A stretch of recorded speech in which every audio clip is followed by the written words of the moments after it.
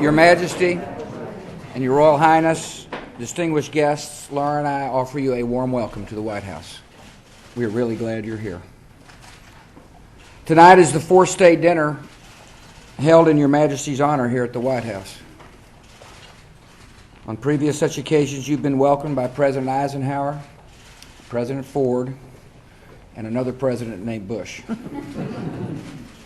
Over your long reign, America and Britain have deepened our friendship and have strengthened our alliance. Our alliance is rooted in the beliefs that we share. We recognize that every individual has dignity and matchless value. We believe that the most effective governments are those that hold themselves accountable to their people. And we know that the advance of freedom is the best hope for lasting peace in our world.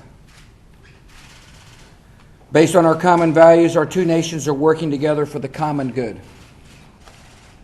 Together, we are supporting young democracies in Iraq and Afghanistan.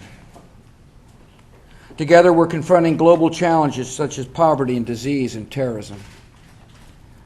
And together, we're working to build a world in which more people can enjoy prosperity and security and peace. Friendships remain strong when they are continually renewed. And the American people appreciate Your Majesty's commitment to our friendship. We thank you for helping us celebrate the 400th anniversary of the Jamestown settlement. We're confident that Anglo-American friendship will endure for centuries to come.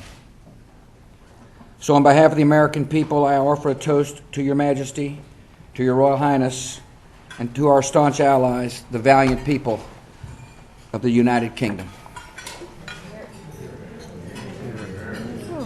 Very much indeed. Your turn, Your Majesty.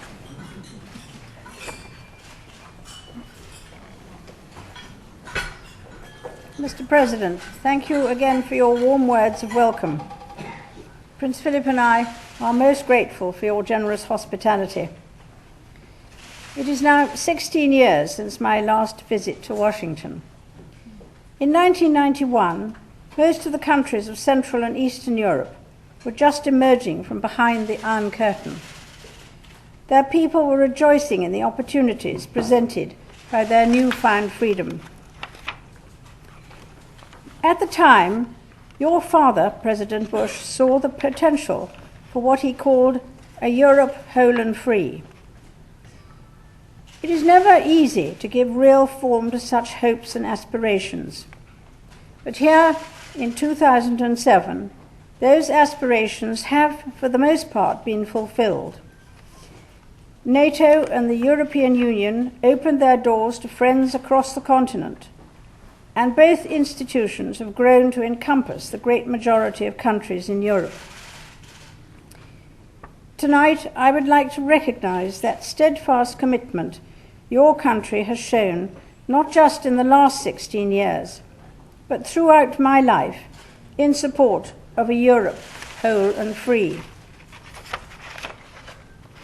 I grew up in the knowledge that the very survival of Britain was bound up in that vital wartime alliance forged by Winston Churchill and President Roosevelt.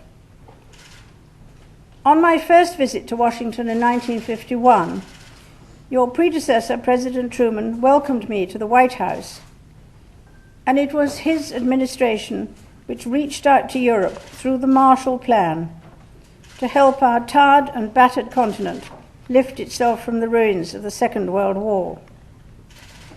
In the years that followed, successive administrations here in Washington committed themselves to the defense of Europe as we learned to live with the awesome responsibilities of the nuclear age.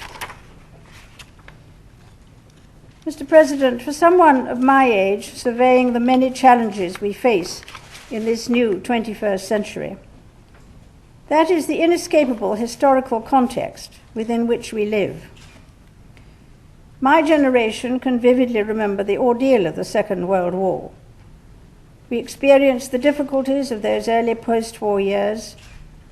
We lived through the uncertainties of the long Cold War period. For those of us who have witnessed the peace, stability, and prosperity enjoyed in the United Kingdom and the rest of Europe over these post-war years, we have every reason to remember that this has been founded on the bedrock of the Atlantic Alliance. All the many and varied elements of our present relationship, be they in the fields of education, business, culture, sports, politics, or the law, have continued to flourish, safe in the knowledge of this simple truth. Today, the United States and the United Kingdom, with our partners in Europe and the Commonwealth, face different threats and new problems, both at home and abroad. In recent years, sadly, both our nations have suffered grievously at the hands of international terrorism. Further afield, whether in Iraq or Afghanistan, climate change, or the eradication of poverty, the international community is grappling with problems certainly no less complex than those faced by our 20th century forebears. I have no doubt, however, that together with our friends in Europe and beyond, we can continue to learn from the inspiration and vision of those earlier statesmen in ensuring that we meet these threats and resolve these problems. Divided or alone, we can be vulnerable.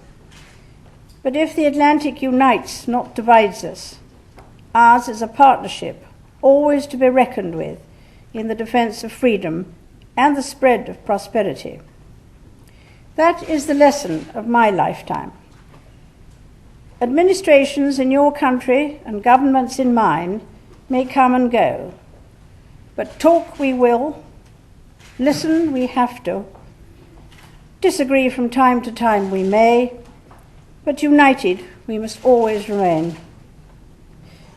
Mr. President, I raise my glass to you and to Mrs. Bush, to the friendship between our two countries, and to the health, freedom, prosperity and happiness of the people of the United States of America. Mr. President.